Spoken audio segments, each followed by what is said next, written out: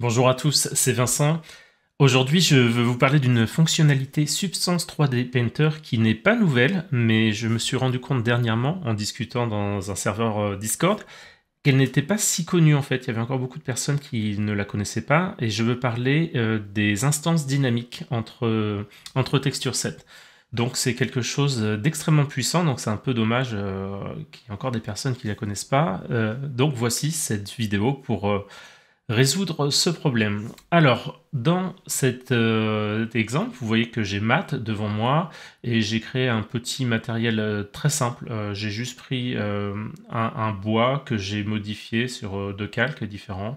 J'ai mis un Smart Mask, donc voilà, je suis allé dans les Smart Masks juste ici, pardon.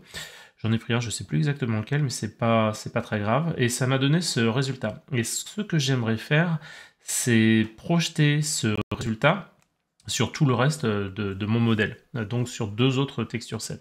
Alors il y a plusieurs méthodes.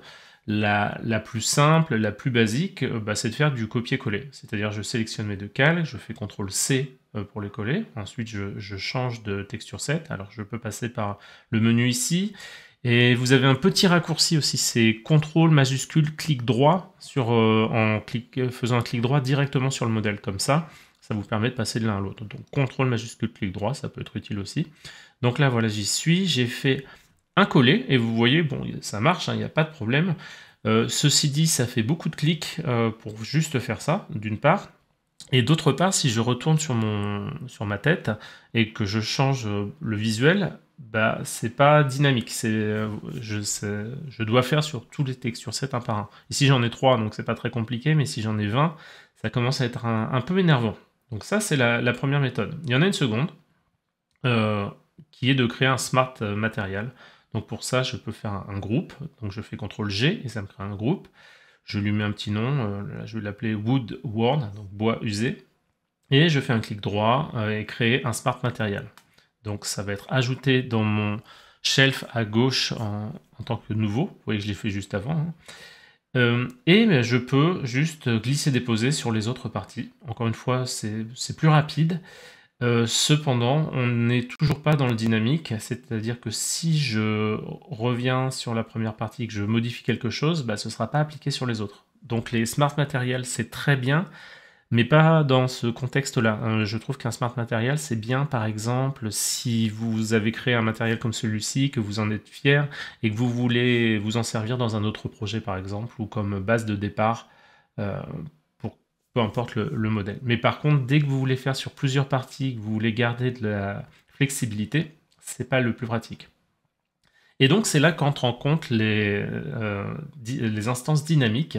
Alors, encore une fois, on va partir d'un groupe, mais cette fois-ci, au lieu de créer un smart matériel, on va descendre et vous voyez qu'il y a marqué instantiate across texture set, donc instancier à travers les texture sets. Par défaut, ils sont tous sélectionnés sauf l'existant, celui sur lequel vous êtes en ce moment. Et vous avez juste à faire OK. Et visuellement, ça donne le même résultat qu'un Smart Material, par exemple, ou qu'un copier-coller. Mais là, c'est là où c'est sympa, c'est que si je vais modifier le groupe qui a été instancié, ces modifications se font sur tous les texture sets. Donc ça permet vraiment de créer un lien dynamique sur le contenu entre tous les texture sets. Donc c'est hyper pratique. Et encore une fois, c'est quelque chose qui existe depuis longtemps, mais voilà, qui n'était pas connu de tout le monde. Donc vous me direz dans les commentaires si vous connaissez ça. Moi, je trouve ça super pratique, c'est très bien. Et si vous connaissiez, c'est très bien. Par contre, vous ne connaissez peut-être pas ce qui arrive, c'est que ça permet de faire quelque chose qui est pas forcément connu, c'est d'instancier aussi des logos, par exemple. Alors, on va imaginer, par exemple, qu'on veut mettre un logo sur ce modèle. Donc, je vais taper logo. On en a trois par défaut, celui de Painter, celui de Substance. Donc, on va utiliser celui de Substance. Donc, je fais Alt-clic pour le mettre ici. Je le mets dans la base color, hein, c'est juste un exemple. Vous voyez que je peux le déplacer. Par contre, voilà, je vais juste un peu l'ajuster, comme ça. On va le grandir. Donc vous avez les QWERT hein, pour ajuster le logo. Voilà, on va d'abord l'ajuster.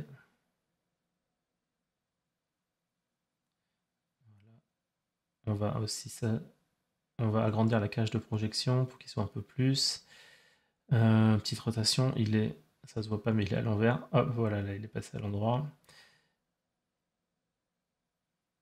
On agrandit encore plus et maintenant, bon voilà, on va dire que c'est très bien, mais qu'est-ce qui se passe si je le bouge? Ben, on voit qu'il est projeté juste sur le texture set de la tête, et moi j'aimerais qu'il soit sur les trois.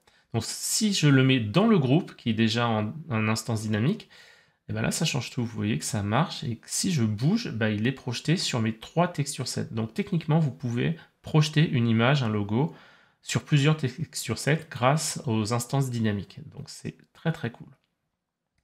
Et en parlant, bon voilà, vous pouvez l'ajuster comme vous voulez, mais en parlant de ça, il y a aussi quelque chose que vous devez savoir, c'est que on peut faire de l'instance dynamique pas seulement sur les groupes, vous pouvez également faire sur un calque. Par exemple, si je prends mon calque actuel ou qui contient le logo, que je le sors du groupe instancié, bon, logiquement, il est plus répété. Par contre, si je fais un clic droit dessus, alors voilà, si je fais un clic droit et que je l'instancie, bah, comme le groupe, en fait, il va se répéter et il n'y a pas de souci. Donc après, voilà, vous pouvez instancier des groupes, vous pouvez instancier des calques et ça marche très bien. Alors ça ne marche pas pour les calques de peinture. Ça marche juste sur les calques de remplissage et sur les groupes. Ça, c'est à savoir. Les calques, même si vous avez un calque de peinture où vous peignez à la main dans un groupe, il ne sera pas pris en compte. Mais par contre, sur les fill layers, les calques de remplissage, ça marche sans problème. Donc dites-moi si vous connaissiez, donnez-moi du feedback et on se voit dans la prochaine vidéo. Bye bye.